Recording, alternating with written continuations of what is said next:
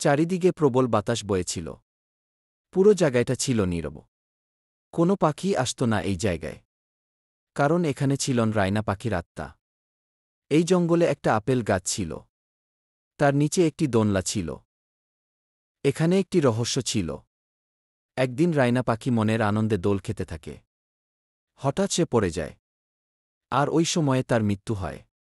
তারপর থেকে সে ভূত হয়ে এই দোলনায় ঝুলত, আর যে এই দোলনায় ঝুলত সে তাকে মেরে ফেলত। তাই গ্রামের কোনো পাখি সে দোলনায় দুলতে যেত না, আর রাত্রেও এই জায়গায় যেত না। যদি রাত হয়ে যেত, সব পাখিরা নিজের ঘরে ঢুকে যেত আর কখনোই বেরোতো না।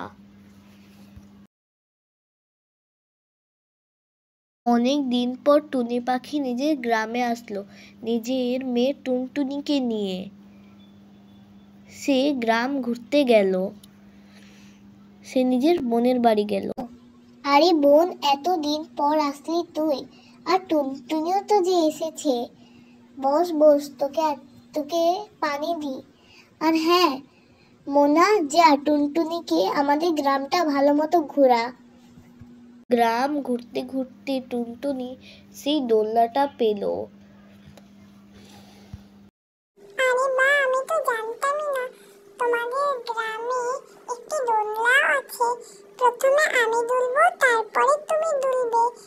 না টুনি, আমি শুনেছি এই দোলনায় একটি পাখি ঝুলেছিল, তারপরে সে পিছলে পড়ে গিয়েছিল।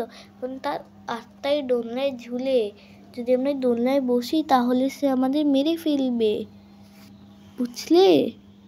কিন্তু টুনটুনি মোনার কথা বিশ্বাস করলো না।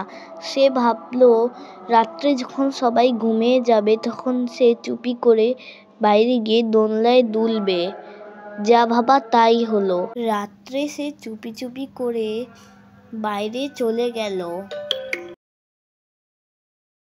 সেই নীরব বাতাস, টুনটুনি সেই নীরব বাতাসে দোলনায় দুলছিল, কিন্তু তাকে অনুভব হলো কেউ তাকে ধরে রেখেছে।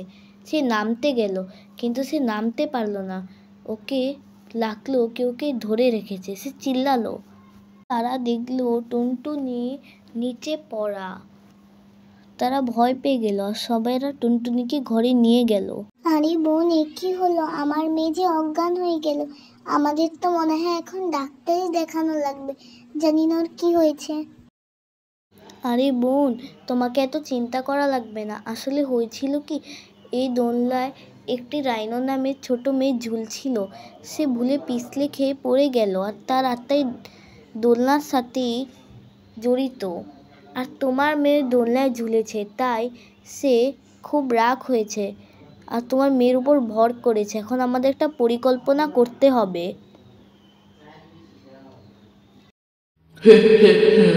এই দোলনা এখন শুধু আমার। এখানে আমি দুলবো, আর কেউকে আমি দুলতেই দিব না। যে দুলবে আমি তাকেই মেরে ফেলবো। হা হা হা। তখনই ওখানে টুনি পাখি আর তার বোন এসে নিজের দাঁত দিয়ে ওই দোলনার দড়িতে কামড় দেয়, যে কারণে দোলনাটা ছিঁড়ে যায়। তো এটা কি করলি? তুই আমার সবচেয়ে পছন্দের দোলনাটাকে ভেঙে ফেললি। আজকে তো আমি তোকে ছাড়বো না।